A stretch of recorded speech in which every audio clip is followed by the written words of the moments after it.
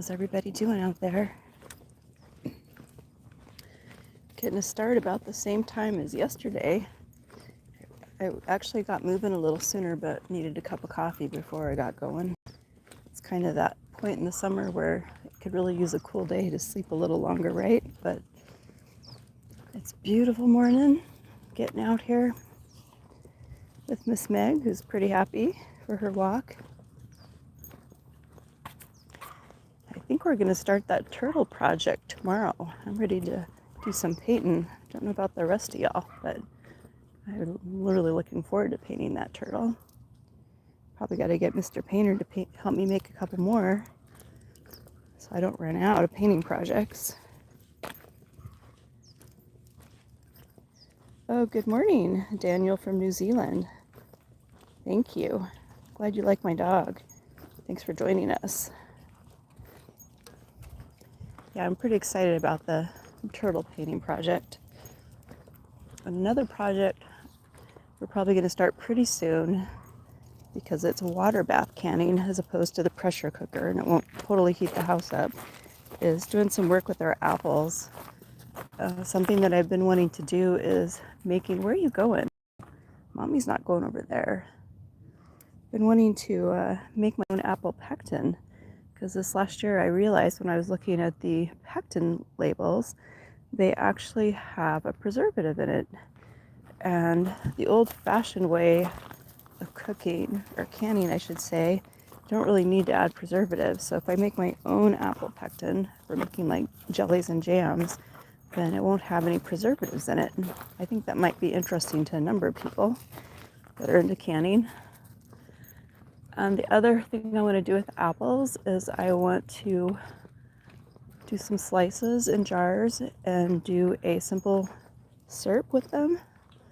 And part of the reason I'm so interested in canning apples, last year we canned apple pie, which turned out amazing, is eventually with 2 apple trees, I expect we're going to have quite a few apples. You know, we're definitely blessed with a few this year.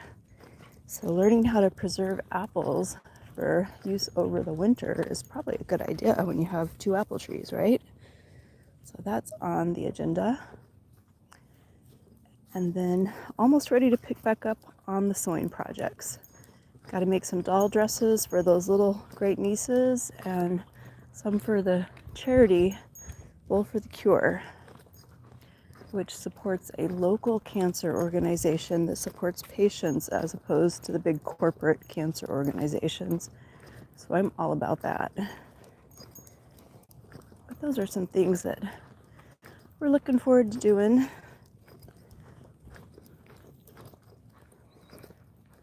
Kind of have the same fruits available to us as last year and want to do some more canning. Make some different things with the same stuff, different recipes. For now, we've frozen our ornamental purple plums or cherry plums. My friend brought those back from Utah. Her family has orchard property there, which is really wonderful. So nice to share with friends. Sometimes I share with her and, well, hello there, Mr. Lizard. Yeah, Meg didn't notice you. Sometimes I share with her and sometimes she shares with me, so we got a good thing going there. Those are the kind of friends you want, right? You help each other out. Wow, it's gorgeous out, even though it's going to heat up. Boy, we are in for some hot weather here over the next week. Going to break some record temperatures here. I think the last time there was a really major heat wave here, it might have been 1913. Which is quite interesting. At least I'm thinking in terms of Death Valley.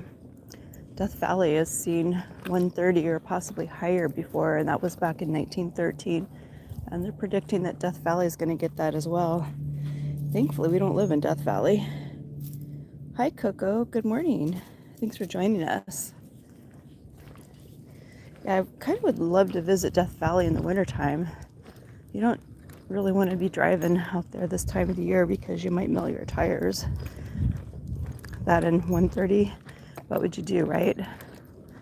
Wouldn't do anything. But I hear it's beautiful. So it'd be kind of cool to see it in the wintertime. I don't know, January, February. Pick our coldest month to go there, right? Because I think that place is warm year round.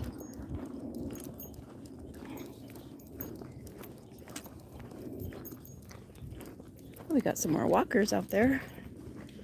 Yay. They're enjoying the beautiful morning as well. Morning is where it's at, especially this time of the year. Ain't that right, girl? Yep. It's gorgeous out. Okay, let's go up here. Come on, Meg. Let's go up here in the shade. It'll be good for both of us. There you go.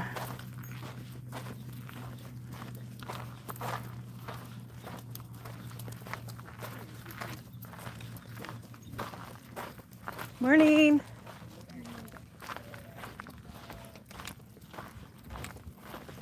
So we had a rabbit in our yard this morning. I kind of suspect she slept in the celery. It's probably the same one. It's getting pretty big. Only because last night when I let Meg out before bedtime, Meg was over there staring right in the celery. And I know she can smell those things. I'm not saying they stink or anything, but the terrier part of her breed has that instinct for rodents. And which probably explains why I don't have any seedlings coming up under the celery. Originally, I thought that I could have some more tender type things growing in the celery and they'd be sheltered, get a little sunblock from the celery, but that doesn't work out too good when you have rabbits living in there. For some reason, rabbits like that side of the garden. I don't think one dug a hole this year. In the past, I've had to bury holes before it could nest and have babies in it, right? And nothing like coming out to your garden and seeing a hole and going, wow, what did that? And having a rabbit pop out of it. We've had that happen twice in our garden. If you have enough stuff planted in there, it makes it a little harder for them to do that, right? No real place to dig a big hole, but rabbits are pretty powerful, so I imagine they could dig a hole anyway if they really wanted to. Which just goes to show that our chicken wire on the bottom of the gate and the netting to keep them from jumping through the higher bars is pretty much worthless. Doesn't work because we have all that in place. They kind of squeeze around the side. My husband says a rabbit can get through anything it can get its head through, and this rabbit's proof of it because I watched it go right out the gate between the chicken wire and the wall. Oh well, it was kind of cute.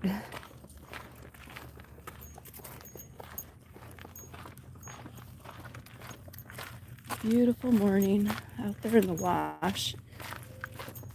It's kind of cool. I like walking down there when the weather's a little cooler, but when it's hot, I don't really go out on that coyote trail area as much. Yep. Stay where we can get a little bit of shelter and a little bit of shade. That's the coolest plant. Even if it is a parasite, even if it is taking out their tree. Crazy, right? Who would have ever thought? Ooh, I like the shade coming off of these trees right now. Thanks for joining us today. I hope you have a blessed day. Thanks for watching.